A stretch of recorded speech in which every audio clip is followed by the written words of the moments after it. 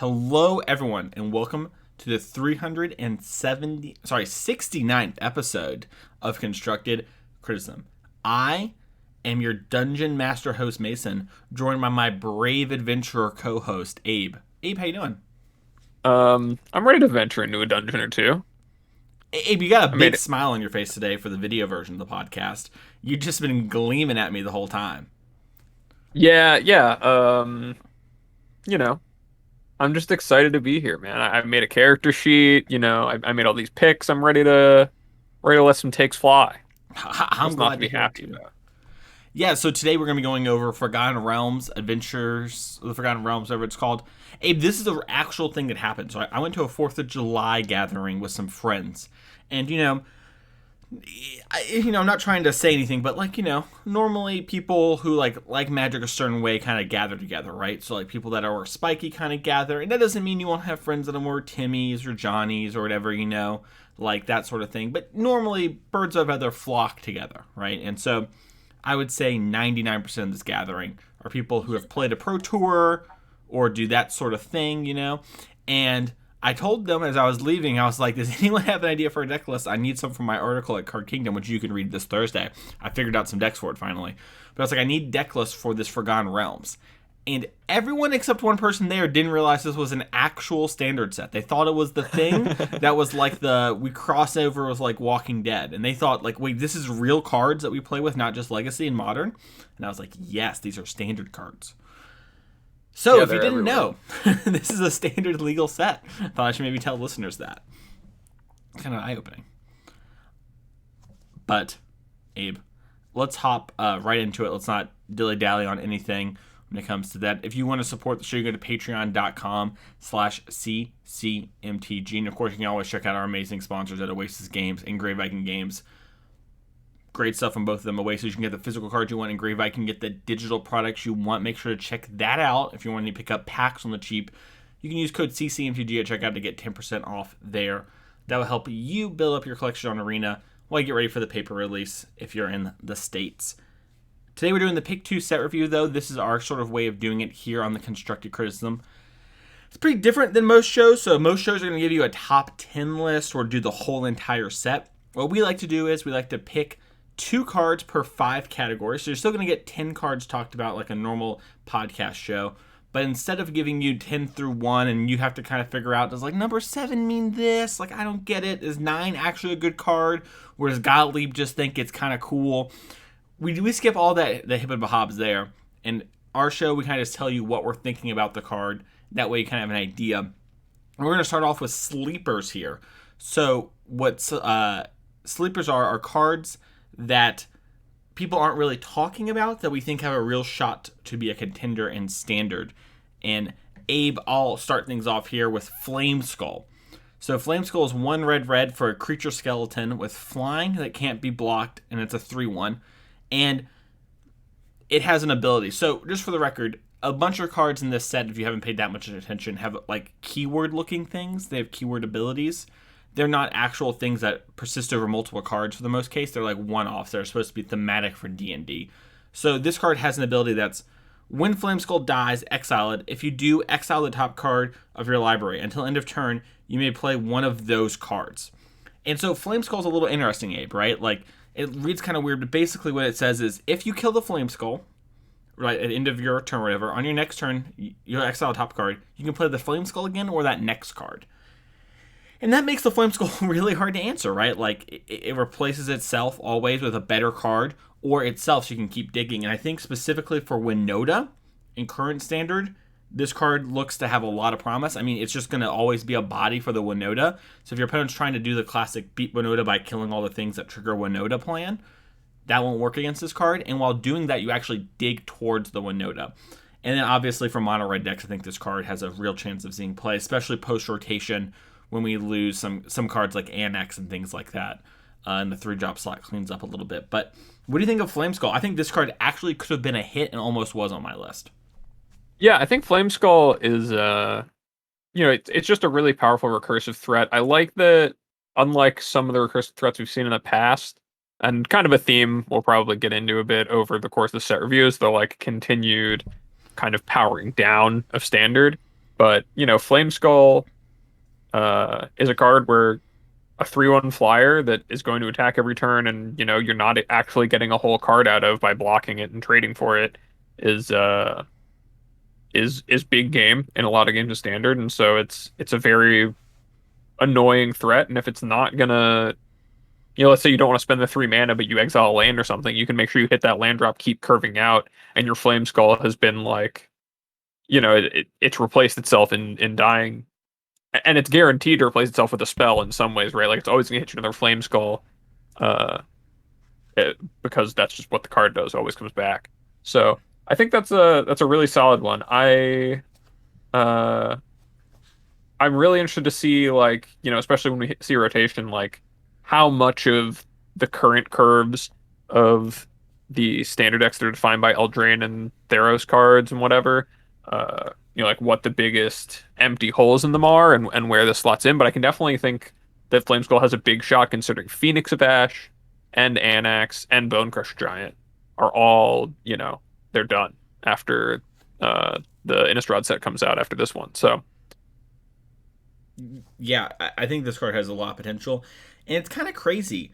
One thing we've kind of noticed, and like you said, we're going to be mentioning a lot, is that this is a core set replacement, so it's kind of powering down, and they're kind of riding the ship from the Eldraine days, and we're kind of looks like we're gearing up for a little bit more low-powered standard for maybe the next year or so, and so we're gonna have a lot of cards that aren't as like wow wow wee as we've seen in the past. Um, but this card seems very good to me, and it's like base rate isn't the worst ever. Dies to most things. Seemingly Spikefield Hazard is its biggest enemy, but besides that, I think this card is just phenomenal. And it is very surprising that I've seen zero people talk about Flame Skull, even with the classic "Can't wait for Bone Crusher to leave Omega lol" tweet. So it's very very weird to me that Flame Skull has not seen any love when it comes to previews. yeah, for sure. My So was second your other sleeper. My other second, it's the rest of the set, the Forgotten Realms. A lot of the cards here. No, jokes aside, it's actually Fly. I have seen zero people talk about Fly, and I don't quite get it, but maybe I'm just a dreamer. Fly is an enchantment for blue aura that says whenever enchanted creature attacks, whenever the enchanted deals combat damage, to a player, you venture into the dungeon, and this enchantment gives the creature flying. So Fly, aptly named, will make your creature fly, which is basically unblockable in the early turns. If we're being honest about how standard games of Magic play, barring rogues. It hits them. You venture into the dungeon. Venturing into the dungeon is a new mechanic that we have for this set. So I'm going to briefly describe it. But for you to really get the full picture, if you haven't seen this yet, I'm sorry, but you should probably go read the dungeons. If I tried to read them to you, it will actually be more likely confuse you than anything. But venture into the dungeon basically means you'll go into this thing called a dungeon. There are 3 dungeons, and only 3 dungeons in Magic as of right now. And you can venture into any of them. And then next time you venture, you move forward in the dungeon. And every time you move into a room, it ETBs the thing that's on the card. So like one of them's like Scry, one's Make a Goblin, etc. You get the idea. And then you move through the dungeon, and when you get to the end, you get like a nice reward. And then you can venture into a new dungeon. So flying does that. There's one dungeon, Abe, that kind of makes this into a curious obsession, where it's like, I believe the first mode is Scry, then you can put a +1/+1 counter, then you draw, and then the final mode, I think, is like get treasures or something like that. It doesn't really matter. Basically, I see Fly as like a curious obsession meets curiosity type thing for standard, and I think that sort of thing is really powerful, and I think the reason that Fly isn't seeing love right now is that venturing into the dungeon is being really viewed as only a limited mechanic. And I believe that for the most part it is, but I believe Fly is one of the few exceptions where you'll actually move through a dungeon like that and will accrue you value. And you'll play a deck where you're kind of playing a fish game plan, kind of like we saw Autumn Burchett win with MC1. And that's what you're going to accomplish. And that Fly does this for you. And it actually gives you a lot of versatility. And I think one of the interesting things about one of these fish decks typically is it to be built a very certain way. You got to have unblockable things, you got to have disenchantments, and you have to have things to protect it. And that's basically the whole deck, because you're going to be drawing cards, you want to make sure that you're doing your game plan.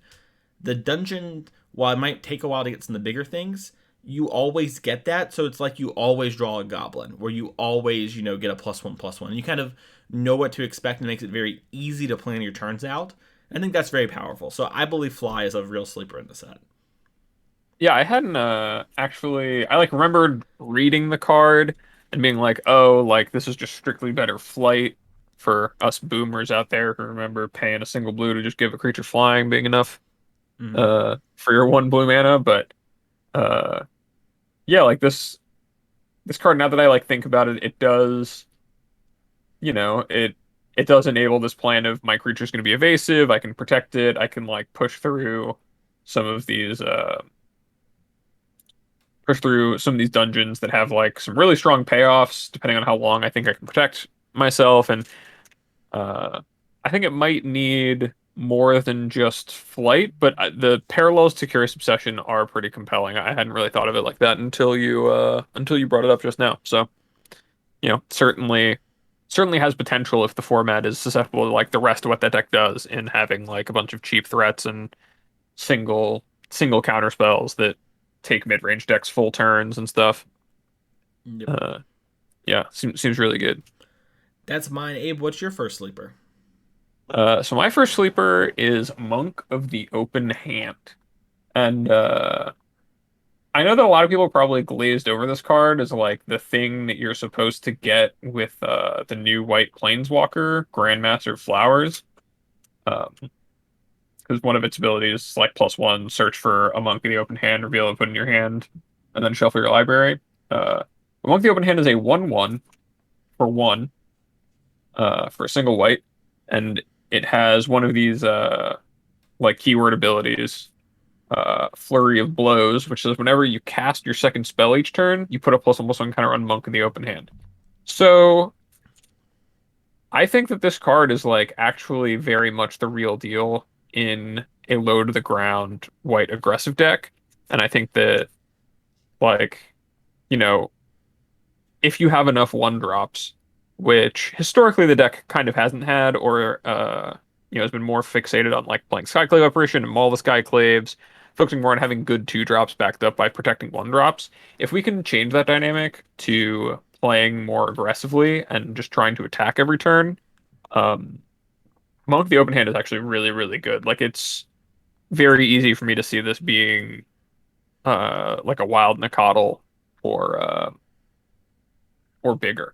Like a 1 mana 2/2 or 3/3 that you can play on turn one that scales pretty well in the mid to late game just because it sits there and grows as long as you're firing on all cylinders. It does hurt that you have to have two spells to cast. Like you do have to play a lot of one drops to make Monk the Open Hand really good, but I think that if that kind of thing is good, then this is probably just the best white one drop in a lot of ways. Um, like it's hard to say if it's better than the one from Kaldheim that makes tokens, whose name I'm blanking on. Ooh, I know what you mean though. It's the 2/1 with Boast. Yeah. Oh, that's gonna kill me. Selfless? No, that's the dog. Whatever. The people know. They're smart. Yeah. They're yelling at But their car. between yeah, exactly. Between all of the protection one drops, uh, that card, there's just we're getting close to the density of Savannah Lions. You could play a Savannah Lions deck. Um, Although we might be short a payoff or two. Um, this just definitely seems like one that's very, very strong though. Being able to have it grow to a 3/3 on turn three or beyond that gives white the ability to scale past. Like the reason Luminarch Aspirant is so powerful is because you'll get, if you get two or three counters out of it, you're getting such a huge like bonus on your mana investment for the card, and this is just the same thing, but you need to be a little more proactive to enable it. 100%. I like it. I think that's a great one. I don't have much to say because I think you kind of nailed it. So we'll just go on to my second one, which I think is probably one you'll be happy that I read it to you because my next one is Dragon Turtle. Do you think I don't know Dragon Turtle? All right, if you know Dragon Turtle so well, I what's its believe it's creature type? one blue blue flash. Enter the battlefield tapped. Tap another thing. These things don't untap on the next untap step, and it's like a 5/6. It's like very big or something like that. It's, Three it's a four. 3/5 flash for one blue blue. Yeah, I think this card is really, really solid. I think it's like one of the more like I don't just one of the more castable dragons. Like this is a card that you can play to have game have game against like, other control decks with a flash threat that you can play end of turn. It enables all of your dragon synergy cards. There are a handful of in the set.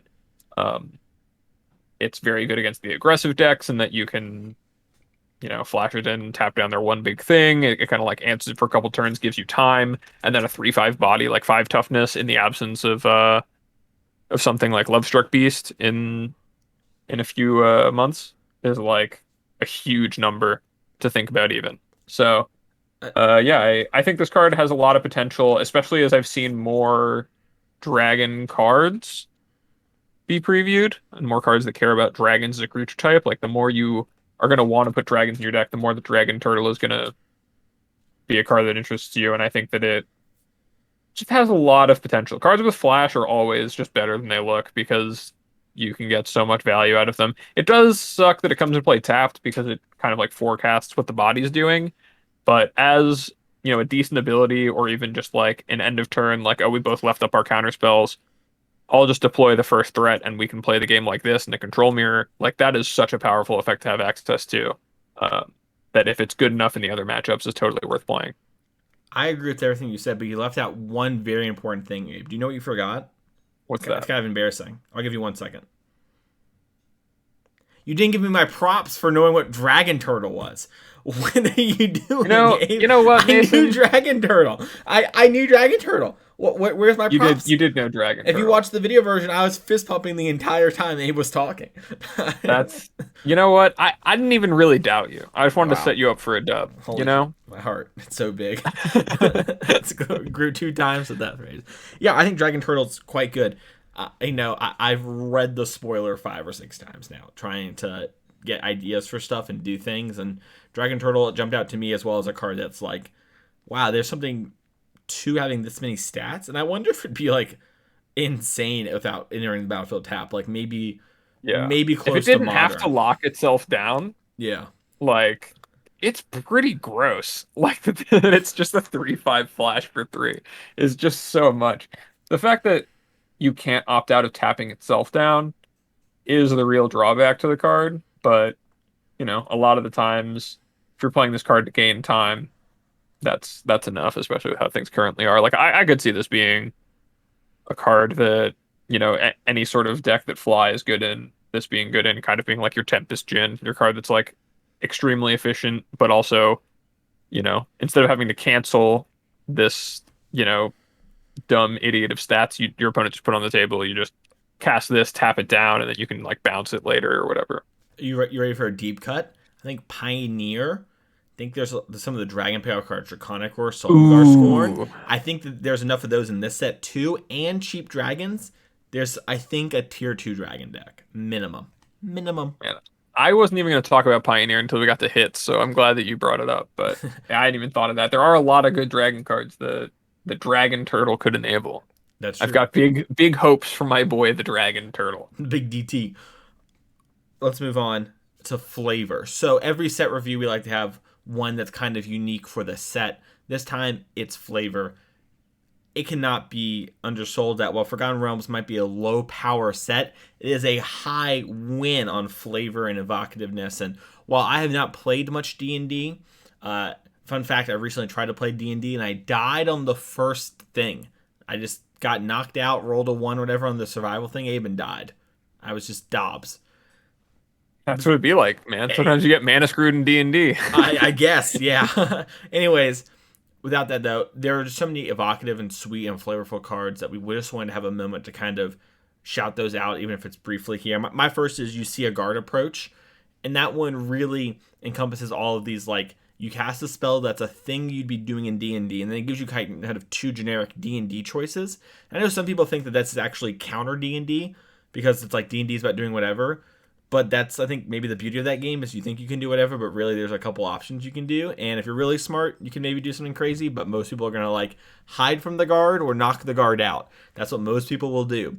And so I think You See a Guard Approach, or a Guard Approaches, is a great example of that with giving either hexproof or tapping a creature. I think that flavor of hiding or, knocking the guard out so you can get through, like tapping a creature down, is one of the best I've seen on a Magic card maybe ever. It reminds me of Gravecrawler when it comes to like how much it resonates, and it's just so clear and so clean to me. And I think Gravecrawler is one of the best examples of that of all time. So Yeah, I really like all of these kind of designs. It was hard for me to not put one on the list, but there were like there's also so cool. Like you read them and I've played a very minimal amount of D&D like since I played a bit when I was like 10 or 11 with some family friends growing up over the summers, and we'd like roll up characters and play like 3 or 4 sessions and then never touch them again. But like oh, there's like you hear a sound in the darkness, like what are you gonna do? And it's like, oh, I don't know, should I like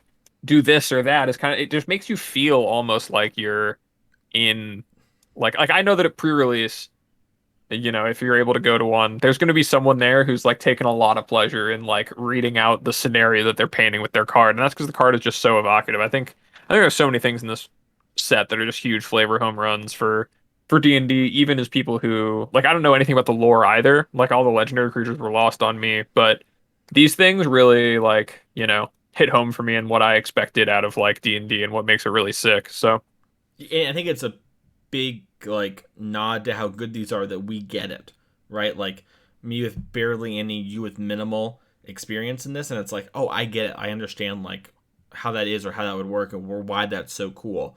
And like some of the stories they tell, where it's like you cross a river, you see the guard approach, you find the villainous wealth or whatever, like the villain's lair, like that's a story. They told you a story with cards.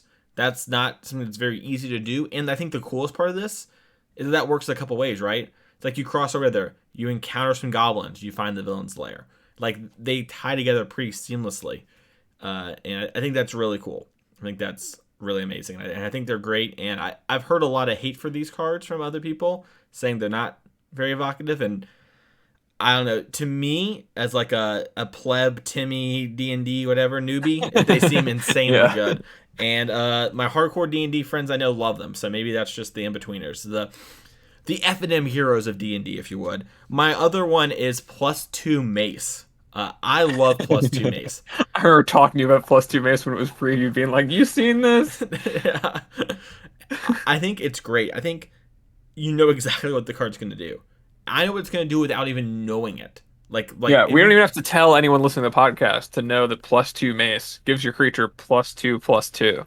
Like yeah, that's just obvious. Everyone knew that from the jump. It's a +2 mace. yeah. It's just like duh. Like it's so cool, and I think it does a great job of like being a one-off. That's like a call out to that thing in D&D, or like, oh, your mace gives you +2 or whatever. I think that's so cool, and I love it. I think it's great, and I don't care. There's a plus sign in a magic card. Cool, whatever. Names are a limiting factor. That's all I got. Yeah. No, I think those are great ones. Those are definitely like you highlighted the thing that I think is most flavorful that I also have loved throughout this is seeing some of these split cards turn like, choose one core set commons into cards that actually like mean something to someone, and a card that turns, core set junky equipment into a card that means something to someone, both of which are awesome. Personally, my flavor picks were not any of those though, because I figured you might hit the the ones I consider gold for me. But I chose treasure chest, which is you know, everyone knows there's treasure and it comes in chests. And it's a 3-mana artifact where you can pay for and sacrifice treasure chest, roll a d20, which if you haven't been paying attention to any of the previews, there's not a ton, but quite a few cards that have you roll a d20 and then have an outcome on them. Uh, this is, I think, the only one with 4 outcomes, and they are: if you roll a 1, you are trapped, and so you lose 3 life. If you roll between a 2 and a 9, your treasure chest has 5 treasure tokens in it. If you roll between a 10 and a 19, you gain 3 life and draw 3 cards, so you have more than just treasure in your treasure chest. And if you hit that natural 20, you get to search for a card, and if it's an artifact, you just put it onto the battlefield, and otherwise you just put it in your hand. So just the range from like, you know, like from a bad outcome, like it's the classic D&D card. Like I feel like this is one that if they like ever show us the file for how they did this, is one that probably had so little like changed from it in concept, right? Like it's a card where you get your prize and you don't know what it is until you open it, and you gotta roll the dice to find out. Like your loot table is, if you roll a one, it's garbage because there's a trap on it. If you roll low, there's nothing that great, and if you roll big, it's exciting. And I think that like that to me is a pretty like epitome of D&D where you like finish your session, you're like dividing up the loot, and like Dungeon Master's like rolling dice behind there and starts telling you about the crazy stuff you get, and it's just exciting. I think that there's not really a better implementation to me of rolling a d20 and having an outcome affect your game, but with it being one powerful effect on one card one time, it really like evokes the flavor to me. Yep. I love that card. Um, I think it's great. I actually think that card has like a weird chance of maybe being like a Karn sideboard card in Historic as well, which is kind of funny. But I love it. And Abe, I love that you didn't talk about the dice rolling and magic thing because that means I get to do it for 2 seconds. Get over yourself. All right, we can move on. Um, Yeah, so anyway, my next card is Critical Hit. I'm so mad about the dice rolling people. I'm so. Can I talk about it for like 2 more seconds, please? Or tell me no. Yeah, Your yeah. choice. All right. No, go for it, man. All Like right. I'm really with you on it too. I think that people like are so afraid of variance in their games when they just are so otherwise they have to be blind to all the variance in the games they play if they're upset about rolling a die in addition to what's going on. Do you like Elvis Rejuvenator? These cards are very similar.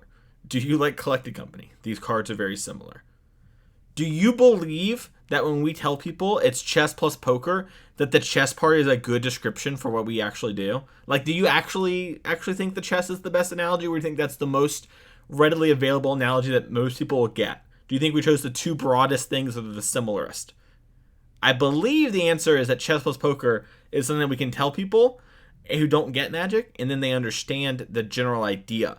It's not actually that much of chess. It's not like your game has zero variance in it or anything like that. And your game has so much variance from drawing your cards, from when you shuffled your deck, to the way some of the cards even work, like we just said with that, like the random effects, like Elvish Rejuvenator, Collecting Company, which are loved cards by lots of players. Before we even get into like just the plethora of sideboard cards and whatever, poker plus chess is a bad analogy if you want to be correct about Magic. It's a great one for someone who doesn't get it. Stop thinking we're playing chess. We can move on now. Yeah. So anyway, no, I think it's Drives me up the wall.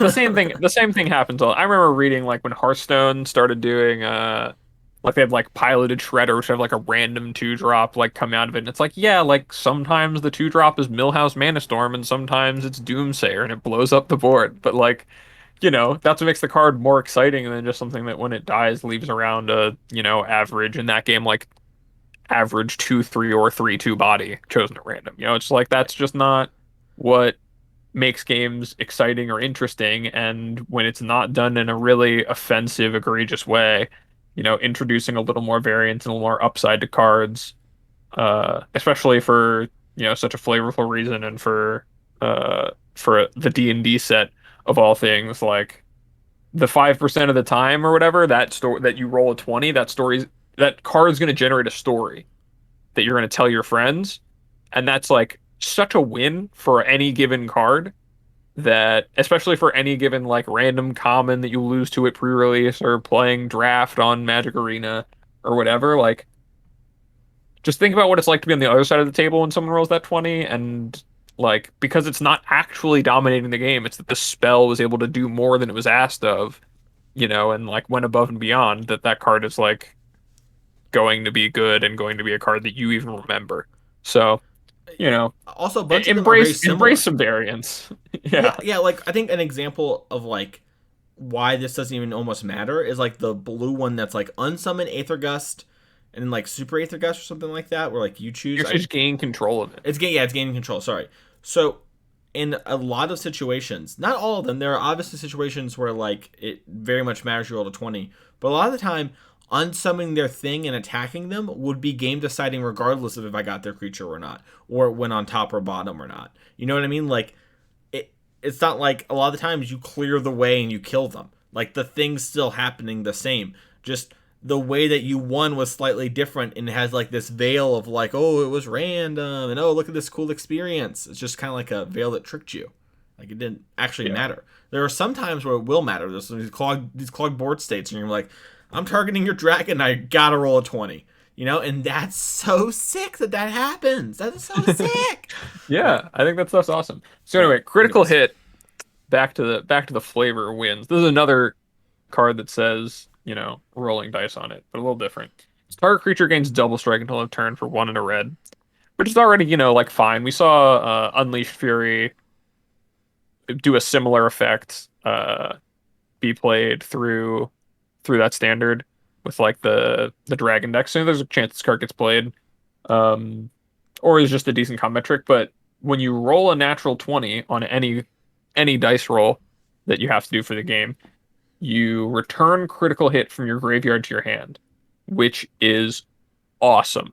Like 5% of the time, you get to redraw this like marginal but like strong combat trick, and the card is just like super on flavor of like, you literally just roll a natural 20, and so you just critical hit the thing that you're fighting in combat in D&D, like, and every time you roll that 20, it's just a critical hit. Like that's what it means. That's just so perfect. Like I don't know how else to describe it other than perfect. It literally like, you're dealing twice as much damage. You're rolling twice as many dice for your damage effectively if we're talking about a game of D&D. Like you're you did it. You did the thing. You rolled the big number and the big thing happened. And the big thing happening for this card being you get to do it again, on top of the experience of rolling a 20 on whatever card it was. Just really, it just really seems like a win. Just a big flavor win.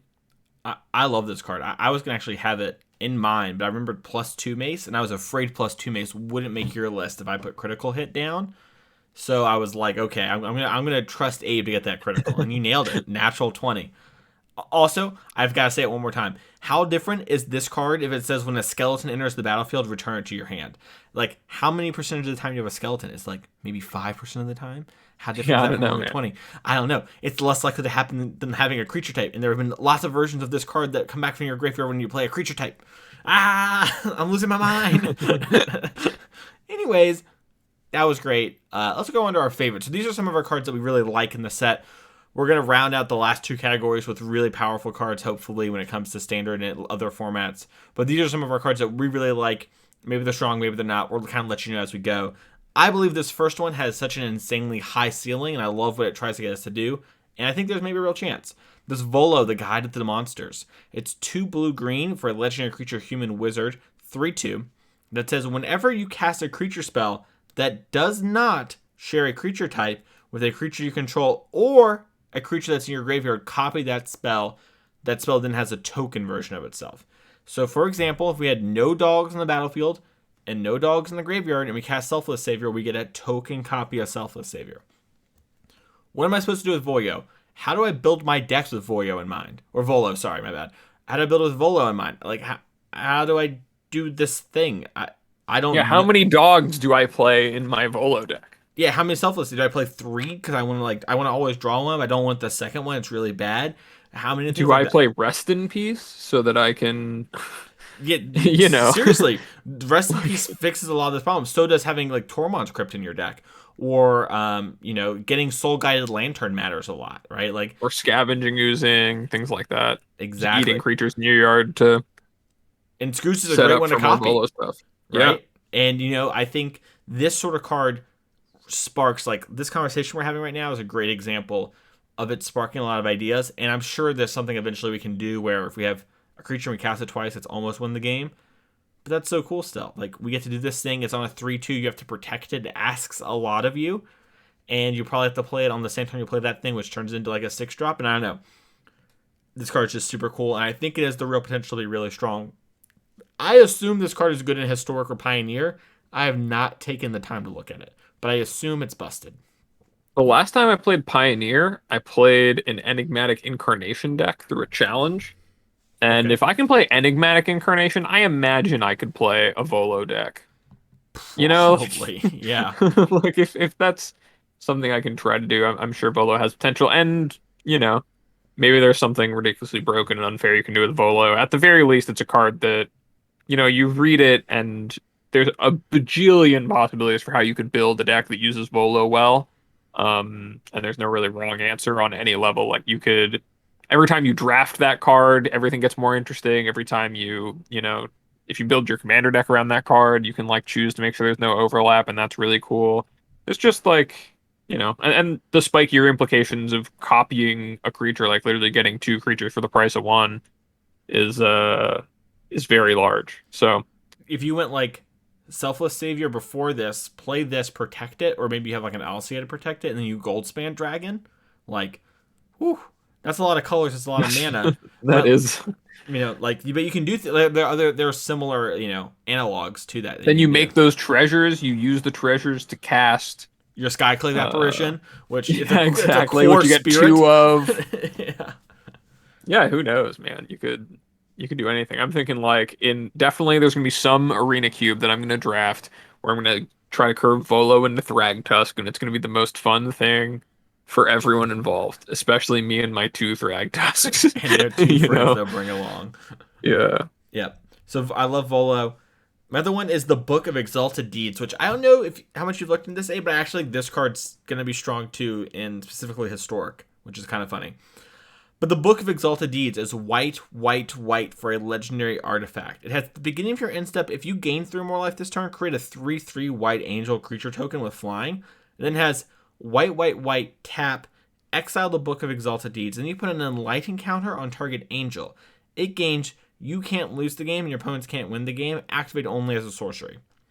So the Book of Exalted Deeds works great in the Bant green white angel deck in historic that's been kind of a tier 2 player the whole time. We actually saw someone bring it to the split weekend this last time around, and the thing that I like most about this Abe is that triggering the 3 life, very easy to do. It's going to make a bunch of 3/3s with trigger a Bishop of Wings. Actually insane. Super strong there. Totally good. But the ability to make a Platinum Angel works with our good friend Faceless Haven, Abe. You see, Faceless Haven is all creature types. So we activate our Faceless Haven, and then we put this on there, and now, unless they can blow up our Faceless Haven, we cannot lose the game. And that I'm very much interested in a deck that also does a very good job of not dying and clogging the board. So I think the Book of Exalted Deeds, which is a terrible name, I can't remember it. It's actually super sick, but I'm just mad because I can't remember it. I think this card has actual potential. I think it's going to be very good and it's very sweet. Yeah, I think there's also like people who like to play their Johnny's Pride Mate, Soul Sisters deck, where this card being 3 white blips on a permanent that sits around and pays you off for gaining, a little bit of life every turn, is pretty powerful too. I could definitely see it being a player in historic. I just like how much like I can see the value of like, oh, I now have a Platinum Angel on one of my creatures now Platinum Angel. You put it on your worst or least important angel, and then suddenly your board gets even more difficult to deal with because like a lot of the times you'll see like, oh, this Resplendent Archangel is what's going to be actually taking over the game, and that's what's important. But if I make my Youthful Angel, right? That's the two drop Youthful 1/3. Valkyrie. Youthful Valkyrie. Also say that I can't lose the game. Now you have to kill what is my most boring creature, uh, just to like, be able to win the game. So that's like that is another roadblock. And I could just be using that ability not because I like need to hold off death, but maybe I'm just kind of like pumping the brakes 'cause I've drawn multiples of my legendary artifact, and I just want to like, develop my board in a different way this turn. Uh, like the fact it's a legendary artifact with an outlet to it, unlike the black counterpart, which kind of requires a lot of setup. Hmm. Um, this one does not. This one's just so easy to cash in and play your second, which I think is just really awesome for big legendary artifacts like this that uh, you know, have a big importance on the game. I agree. What's your first favorite? My first favorite is the Monk class. And Ooh. classes are a new type of card similar to sagas in like format and templating, uh, but a little different. So we'll go through this. There's 12 of them in the set, five multicolored ones, and then seven. monocolored ones with two green and two white among those.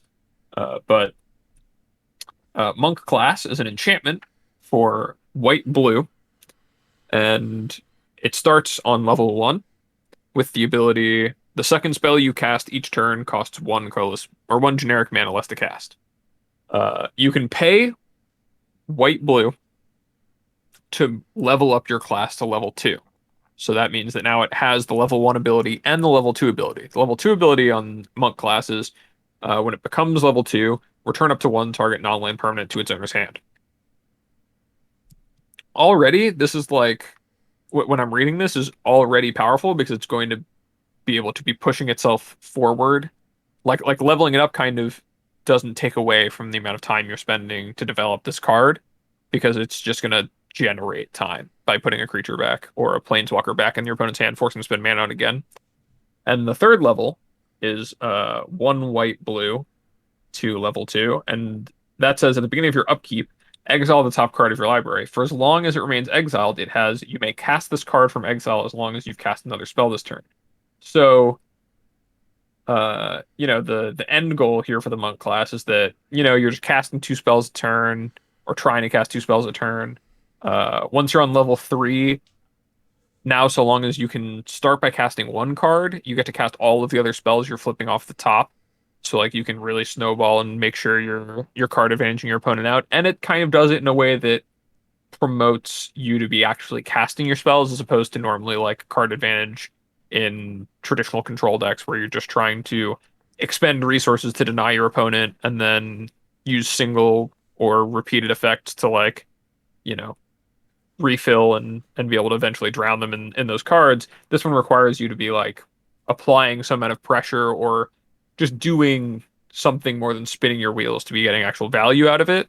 But it's also just one of the cooler card advantage enchantments, and that's also like an answer to something, like a soft answer by being a bounce spell and generate a little more mana in these decks. Um, Even just virtually, it's a card that I think is like pretty sick, and I don't know. I'm just excited to hopefully get a chance to play with it, maybe in limited or just see like if it can do anything. I'm with you. I think it's sick. The coolest thing I've heard about the class spells, Abe, I don't know if you've heard this, is there's like some people want to try a new commander variant where you build your deck around the class spells. So you have to build with like monks and stuff, but your class spell is your commander. Oh, that sounds sick. I Yes, think I think that's really cool. yeah. That was a super like I just saw that on Twitter. I was like, that's just a great idea. Like even as a one or two off thing you do with a couple friends, like sounds like a lot of fun. Yeah, for all you competitive, you see EDH, right? Yeah, who knows? Competitive class EDH gamers out there, Druid class is going to be the best one. You know CC what class, yeah. I mean? Like it's going to be so good. That's Uh, funny. but you know, that's for another podcast. My other favorite card from this set is actually just the Black Planeswalker, Lolth Spider Queen. It's three black black, a four loyalty planeswalker with whenever a creature you control dies, put a loyalty counter on Lolth Spider Queen. And its loyalty abilities are zero, you draw a card and lose a life. -3, create two 1 black spider creature tokens with menace and reach. And it has a -8 where you get an emblem with whenever an opponent is dealt combat damage by one or more creatures you control, if that player lost less than 8 life this turn, they lose life equal to the difference.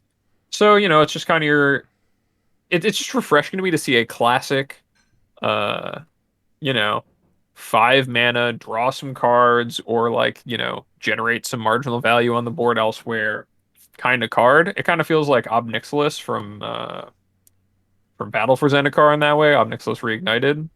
Just like really, I don't want to say bland because I think the card is actually really cool, and then it has the incentive for you to be playing to the board, and it itself creates creatures that defend it for -3 that gives it 2 back. So they could like do that twice, um, or whatever. Like the card plays differently than just a, +1 draw card, -3 kill a thing, minus whatever ultimate. Um, and the fact that A, the ultimate doesn't even seem that game winning, but B, like it's a much bigger value card than anything else. And I think that it's like a really good step for planeswalkers to be going in, especially after like after the years of War of the Spark being legal, I don't ever want to see a cheap planeswalker again, man. They're so exhausting. It's funny. I felt that way about the planeswalkers from Strixhaven too, is that they definitely seemed like they were much more balanced around a new understanding of what they wanted planeswalkers to be in Magic, and I'm really liking the direction of them, so this is one of my favorite designs. I agree. I think it's super cool and it's very unique and does ask a lot of you. And I like cards that are like, hey, here's this thing. It kind of plays like this. Get the joke with the minus, and then that will plus me back up some. But also like, hey, do you want to play this? Then like Nantuko husk away your board and then ult me. Like you can do that too. I think that's really exciting. And I like the Spider Queen a lot. It was cool that she's like you get one for pre-ordering on Arena, like the new set. That's a cool Yeah. bonus one to have. Next up are our hopefuls. So hopefuls are cards that we think are going to be kind of good and have a real chance to kind of make it there, but we're not 100% sure. There's some stuff that kind of needs to break the right way, and so these are ones that are really hopeful will become players or think have a good chance to become players. And my first one is Wizard Spellbook. So it's 5 blue blue for an artifact that has tap, exile target instant or sorcery card from your graveyard, roll a d20, activate only as a sorcery. Then, if you roll a 1 through a 9, you copy that card and you may cast the copy. So you still have to spend mana on the copy, but hey, you get to recast your draw spell, your kill spell, whatever. 10 through 19 is copy that card and you may cast that card by paying 1 rather than paying its mana cost. So most of the time you're going to be spending 1 on some really big spell or really nice spell. That's a great thing to do. And 20 is copy each card exiled with the Wizard Spellbook. You may cast any number of those copies without paying their mana cost. So, I mentioned earlier how most of the time we're going to roll a d20 card and they do the same thing every time. This card, I think, is an example of that not being so true, in the fact that the 2 later modes, I think, are much stronger than the early modes. And specifically the last mode, if you're able to activate the Spellbook for a couple turns in a row, probably just becomes like a Mythic's Mastery and just kind of kills them. That all being said, Wizard Spellbook, I think, has a lot of real potential with cards like Magma Opus. Magma Opus gets you towards this a little sooner. And I think Sultai Ultimatum actually might like having a card like Wizard Spellbook to go get and then recast your Shadow's Verdict or your draw spell. Or, if they counter your Ultimatum, I believe it still goes to the graveyard. So you could cast that again. And I think that's really strong. So I think the Wizard Spellbook has a chance, but it is a 7 mana artifact. And so it doesn't have any cost in mana for itself to activate, which seems a little weird and a little risky a little bit. I think the initial upfront cost and having to pay some amount most of the time for the spells is really strong. I think it has a real chance to get there, but does need a little bit of help. Yeah, it seems really cool in the there's that Sultai Ultimatum Turns deck that was in Historic for a bit where you'd like Spellbook or yeah, you could go like Spellbook the like Pre. somewhere in your chain after you like final parting and have your Sphinx or whatever it is Mm-hmm. to like set up a loop. But I think it'd have to be a wild world where 7 mana artifacts are that you likely can't immediately value off of unless you're like if you call it 8 mana because half the time you're gonna cast your spell for free or for 1. Mm-hmm. So you want to be able to get the card immediately out of it. Uh, you know, it's still kind of difficult for me to see a world where this card is a real player, but I It's don't a know, man. it's a big Roll, ask. you gotta roll the dice. You do maybe a control finisher. If we keep powering things down, you could probably protect that like the old days. Yeah, I mean, I was a believer in Midnight Clock, so Ooh, I can't knock you. Those two cards play great ooh, together, right? I they shuffle my do. graveyard away with Midnight Clock. I never have one again. I've drawn 7 cards, but I was able to ramp my spellbook sooner. Yeah, they really play great together for Yeah, that was sure. I was on the right busted Eldraine card with that one. You somehow landed on the only not one. Yeah, I know, right? Ebon Death Dracolich is my other card. It's 2 black black for a legendary creature Zombie Dragon with flash flying, and this creature enters the battlefield tapped. And you may cast this card from your graveyard if a creature not named Ebon Dragonlich died this turn. It's a 5/2. So 4 mana, 5/2, flash, ETB tap, And if you didn't play one of these this turn, cast it again from your graveyard. And thanks to Flash, I'm sorry, if one didn't die this turn, you can cast it from your graveyard. So if your opponent kills it on their turn to be mana efficient and you have mana up, you can bring it back on their turn. You can just have this thing that comes back over and over and over again. And I think once, like, with Stomp in the format, it's very hard for this card to be good. Maybe has a chance. But I think with Stomp gone and I'm not knowing what's in Innistrad, this card has a real chance to take over. Yeah, I thought this was a card that I might have put in hit It's personally because so it just close. seemed like such a powerful like single card to draw. It's just a lot of value on its own. Like I always say, like flashcards are better than they look, and you know this is a this is a very good flashcard. It presents a lot of power, and you don't mind attacking it in and trading it down, but it also is flying, so like it's just kind of fragile to removal and hard to trade down with because there's not many people just playing wind drakes in standard or whatever, so it's going to likely have a pretty clean attack. And then if you're playing a mid-range deck with some Heartless Acts or whatever, and you're leaving your mana up, then you can kill their creature and return yours. Or if you trade off creatures in combat on a later turn, you're gonna get an Ebon Death out of it. So yeah, I think this card's really good. There's not a lot to say about it other than that it has flash and is recursive, so it obviously has to be at least a little good. So Agreed. Let's see what you got for your two. my two were the Hall of the Storm Giants, which is the blue part of the cycle of creature lands. Uh, which, if you don't know, there's a cycle of creature lands in the set that each tap for their corresponding color and enter the battlefield untapped if it is your first or second land. That says if you control two or more other lands, it enters the battlefield taps. But this one taps for a blue, and for 5 and a blue, until end of turn, it becomes a 7/7 blue giant creature with ward 3 until end of turn, and it is still a land.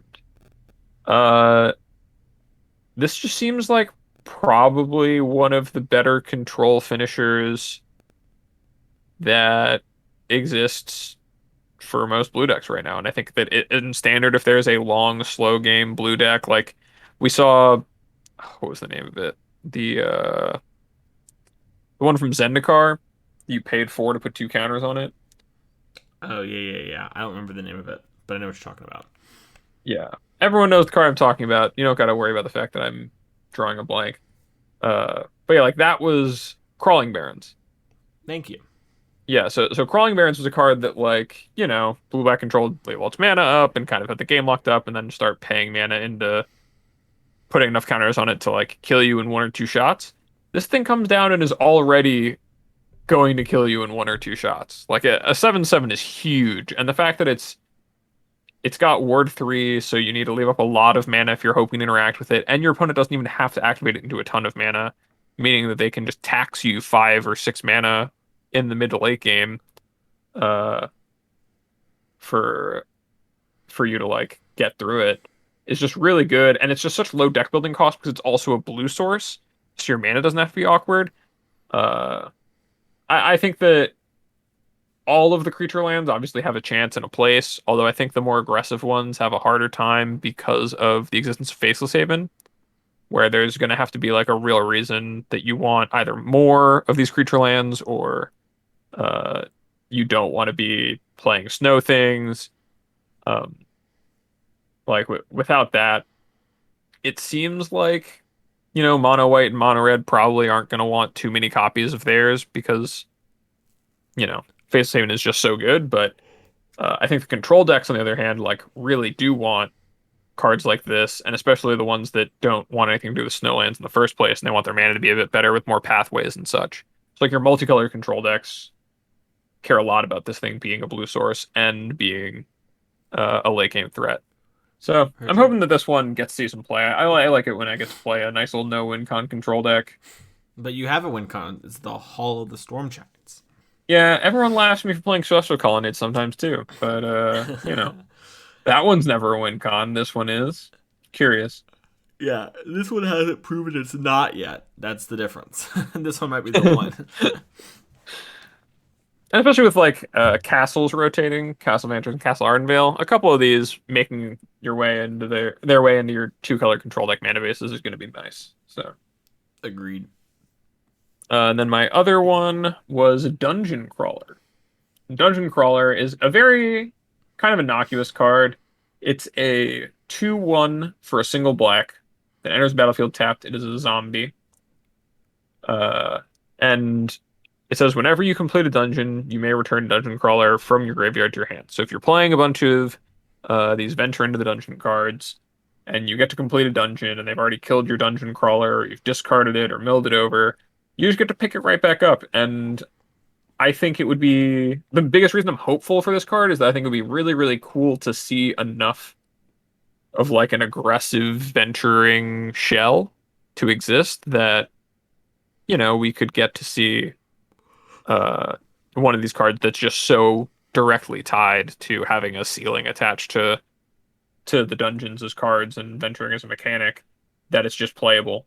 Because on rate it's fine, but the upside makes it good. And if that's a thing that's happening in standard that people are actually venturing, I think that'd be really cool. I'm with you.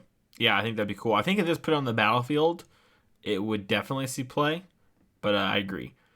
I hope there's enough I mean, stuff. because it's only a 2/1, I think like for one, it probably doesn't make that much of a difference Mhm. for hand versus play because it's a cheap card. But That's fair.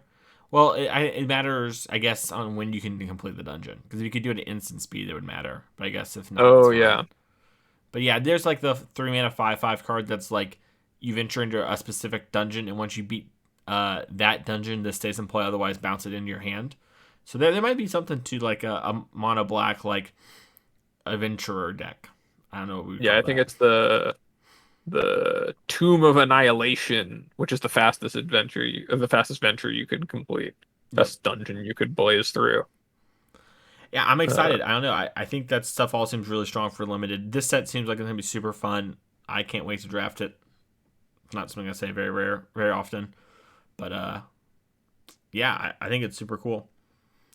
Um, so how about the good stuff, Mason? How about we finally give the people they're asking for the hits, just the goods? I gotta say, going into this, I mentioned how Flame Skull I thought could have been a hit. And Ebon Death could have been a hit. Besides those, I didn't see that many myself. I see you have one on your list that probably could be in there for sure. But today, the day we're recording this, the last day, the day they dropped the full set, I think two of the best cards in the set were dropped. In fact, like there were enough cool cards and good cards dropped today that I actually pre-ordered the set, which I wasn't going to do originally on Arena. And the first is Loyal Hound. So this is the hits, the cards we think are going to definitely make an impact. Loyal Hound is 1 and a white for a creature dog. Has vigilance, and when it enters the battlefield, if your opponent controls more lands and you search the library for a basic plains, put that on the battlefield tapped, then shuffle your library into 3/1. So it's very much like Knight of the Reliquary. Unlike Knight of the Reliquary, it does not allow you to double spell on turn You three. mean Night of the White Orchid? That's what I meant. Sorry, Knight of the White Orchid. Thank you. But yeah, unlike that card, you can't double spell by playing it and using the mana that it has to cast a spell or an additional land drop. But it still gets you that mana, and I think that's really important for a few reasons. One, our current white decks are pretty mana heavy. They require having a lot of 3 drops and making sure you have that mana is good. And the decks are really relying on Faceless Haven. So being able to consistently activate your Faceless Haven, activate it a turn sooner. This is a 3/1, that's a 4/3. That's a really big oomph on the next turn, like 7 damage. And in some matchups, you really need to put a lot of pressure on them and force them to wipe you. And I think the Loyal Hound lets you do that. And I think this card's just very, very good. I think White Orchid is stronger in the abstract, but maybe contextually, this one just. I'd be surprised if this card just does not see a bunch of play. I think it is very good for white aggressive decks. I think it opens the door for things like Showdown the Skull to maybe finally have their moment. And also, it's so good in the Winota decks, I think. I think it has a real chance. I didn't even put it in my Winota deck for my article because that time had passed by the time I kind of figured it out. But I was like, wow, this is like something I can play on my turn 3, grab a plains and play like my, snarl, whatever, tapped, and then develop my Winota on the next turn. Like Yeah. 3 land Winota hands are just the thing you get to more easily keep. And I think the Loyal Warhound is so good. Yeah, when you're on the draw, being able to say that like, okay, I'm on the draw, but I can now present a turn three Winota is huge. Yeah, Like ramping to four when there's huge impactful four drops in the format is really big, and I think that it's a good card to have that like opens the door for white creature decks to kind of be, especially the aggressive decks, to be more mid-rangey in creature matchups. Like being able to not necessarily just be behind because they don't win the die roll in a matchup that's all about attacking and blocking, but having a card that on the draw is inherently defensive because like the 3/1 is just better at blocking bigger things than it is attacking the smaller things. But also just giving you the mana to play two spells before your opponent can, or at least at the same pacing your opponent can to keep up. Uh, I think it's, obviously a home run design. The card is the closest card to it saw a lot of play each time it was in the format, and I think this will not be very different. I think that, you know, getting a rampant growth on your 3/1 half the time, half the games you play where you have in your opener is just really good. yeah. And any game where you can sequence it to like help you out, like if you went Luminarch Aspirant, for example, on two instead, and like buffs your one or maybe even buffed itself, then they play their turn three and they hit their land drop, and then you get to play this, and like maybe develop like a selfless savior or something where heck don't even do anything else, but now the next turn you have guaranteed four, maybe even five mana. That's really huge. I talked about Faceless Haven, it animating, attacking, and then playing something post combat. That's so big too. So, and the 3/1 body, I think it's just very good, and helps these kind of aggressive decks get the job done. Dragon's Fire is the next one. I think this card's really great. It's one red for an instant. As an additional cost to cast this spell, you may, so you don't actually have to do this to cast it, which I saw some confusion about today, but you may reveal a dragon from your hand or choose a dragon you control. If you do not reveal a dragon or choose a dragon, this does 3 damage to target creature or planeswalker. So nice little lightning strike situation we got going on there. If you revealed a dragon or chose a dragon, though, instead deal damage equal to its power to target creature or planeswalker instead. Wow. Like, I'm sorry, Yeah, it's only the creature on the second half there. I misread it. But still, your dragon deck, like Combat Draconic Roar, Solemngar, Scorn, and Pioneer, I think this card just like in the blue-red dragon deck that we've seen in Standard already with Galazeth Prismari, that obviously doesn't trigger this in that way very helpfully, barring some sort of other things going on. But Goldspan Dragon allows you just to 4 something. And there's Eliseth, which is the blue dragon, I believe that's how you say it, but basically it's like an Ojutide type card, and that's a 5-power yeah. thing. And so you can actually kill a lot of really big things with your dragons, and dragons got enough support that I think there's a real chance for those dragon cards to make it, and Dragon's Fire was one of them. Yeah, like imagine just being some red black mid range deck and now you can just show them your Evan Death as you kill their creature. And then, you know, They just die, it, yeah. Like, yeah.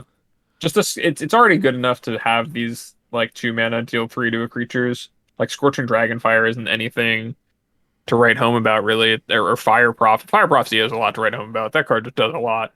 Getting to cycle a card out of your hand is really strong, but you know, Dragon's Fire being able to do the same kind of thing, but scaling up to kill bigger creatures if you're a deck that plays the bigger creatures yourself. Uh, it's just a really solid upside on what is a really solid common. I think that's a good choice. so good in the Goldspan Dragon mirrors as well. Like, your Goldspan kills their Goldspan. And it does it. Yeah, as long as you have something, and as long as you have a dragon in hand or in play, you have a 2 mana removal spell you can actually put in your deck that kills another dragon. Yeah, that's pretty huge. Yeah, imagine like I play my Goldspan first, attack and pass. You try to move to combat, and I like pop my treasure, kill yours. That's that's really big. Like, is your opponent gonna, instead of playing their Goldspan Dragon, guarantee kill yours? They kind of have to make that read and that choice. And if they choose wrong, we're talking potentially game-ending moments here. So Yeah. yeah, I think it's really good. I think those 2 cards are actually very, very strong, and we'll definitely see play. What are your 2 hits? So my hits are Portable Hole first and foremost. which is single white. When Portable Hull enters the battlefield, exile target non-land permanent and opponent controls with mana value 2 or less until Portable Hull leaves the battlefield. Which is, kind of when you look at it, is just like, oh, it's Glass Casket, but it's cheaper, but it doesn't hit threes.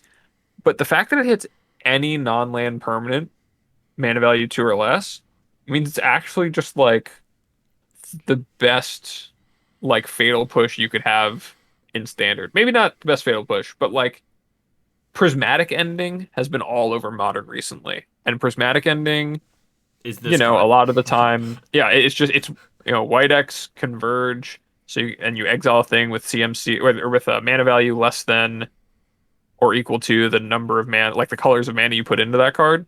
So, for 2 mana, you can get rid of Ren and 6 permanently. For 3 mana, you can get rid of a Blood Moon. For 1 mana, you can get rid of an Amulet of Vigor or Ragavan. This card does half of those things I was saying. It doesn't hit the 3 mana spells, but it always costs 1 mana, and like, it's just the kind of card that I think White has needed in like the modern era outside of maybe exactly Path to Exile existing. But even then, that's like kind of punishing early game where it is just an unconditional removal spell for things that are happening in the beginning of the game. Uh, so like if you're a blue-white control deck in Pioneer, which is where I think about this card the most, because when I would play early in Pioneer's days, I played a lot of like blue-white flash decks with like Spell Queller and Avacyn. I was like trying things out. Back when Smuggler's Copter was legal, but uh, like we could never beat a mana dork to save our life because we had no way to kill it unless we were on the play and played a walking ballista on turn 2 and then shot their like Llanowar elves. But if we couldn't do that, we were just like guaranteed to start the game on the draw. And if they won the die roll, we were just doubly on the draw.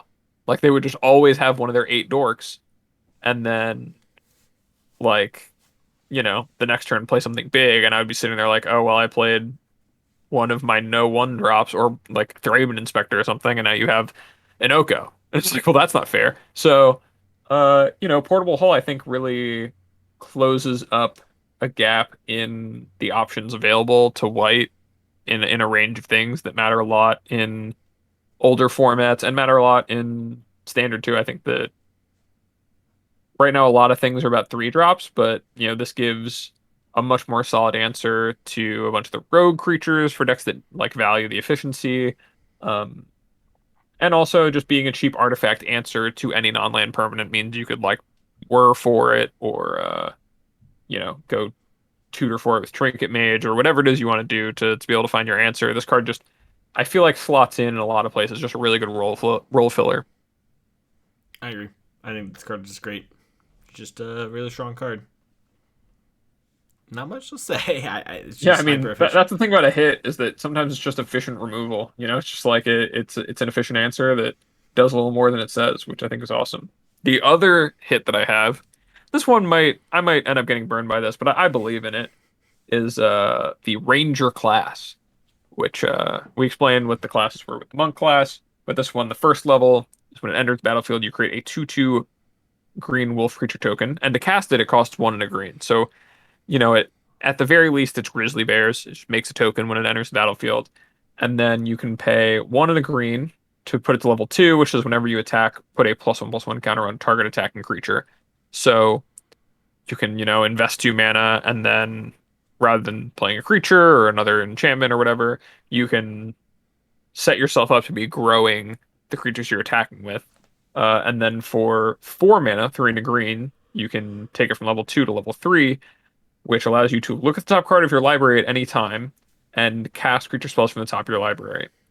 So this is kind of like, I don't know, it's like you can spend a total of 6 mana for it to become like a Vivian uh, from Ikoria, where you're able to cast the creatures off the top, and it kind of like made some bodies and is leaving some traction around. But I think that like as far as threats go, especially as things power down, you're just getting a lot for this card in ways that you're able to spend your mana in like a multitude of ways rather than having to be like, only have one game plan. Like we saw with adventure cards, just how good it is to have your creatures attached to spells. And in this case, like Ranger class is kind of like an adventure creature or like a learn card in the sense where it's a 2 mana 2/2 that also draws these two enchantments that you can like level into it.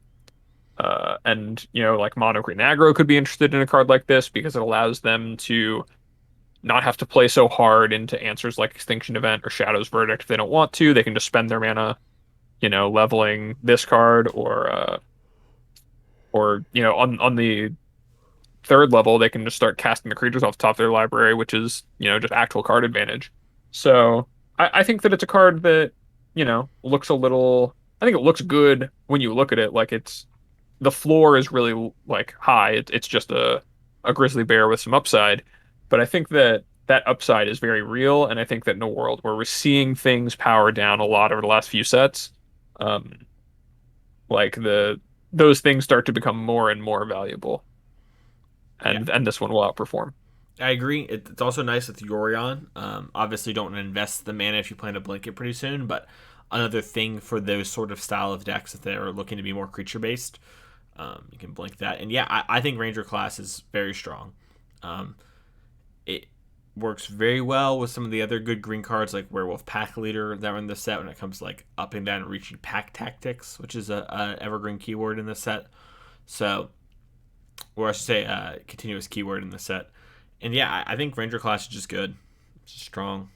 Like, Yeah, it's just, it just does the thing that it says it does. It's like, Omen of the Sun was like a standard like staple playable for a while. I don't see why Ranger class couldn't be on kind of the other end of the ball there. yep, big agree.